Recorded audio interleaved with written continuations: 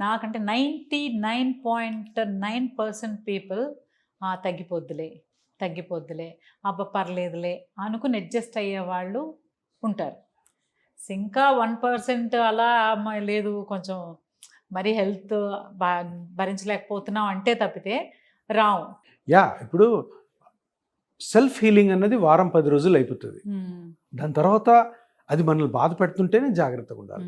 So కొన్నిసార్లు ఏముందంటే మనం అనుకుంటాము, ఏదో వెళ్తాము, చూస్తాము, డాక్టర్ని చూస్తాము, ఏదో చేస్తారు, ఏదో మందులు పడతారు, చేస్తాము, అలా అలా అలా అలా. మీరు అడిగిన క్వశ్చన్ ఏంటంటే ఫైనల్గా ప్రాబ్లం వచ్చింది, అక్కడ కూడాను పెద్ద పెద్ద ఆపరేషన్కి వెళ్ళాల్సిన అవసరం లేదు.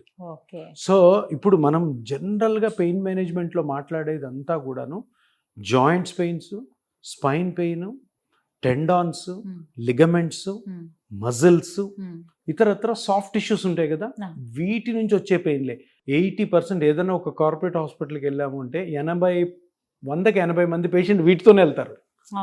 పాయింట్ ఏంటంటే అక్కడ ఒక కార్పొరేట్ హాస్పిటల్లో, ఒక పెద్ద కార్పొరేట్ హాస్పిటల్లో ఒక రోజుకి 1000 మంది పేషెంట్లు లోపలికి వెళ్ళారంటే 900 మందికి జబ్బు ఉండదు. అంటే అదేంటి సార్, జబ్బు లేనివాడు హాస్పిటల్కి ఎందుకు వెళ్తున్నాడు? ఇవి జబ్బులు కాదు, నొప్పులు.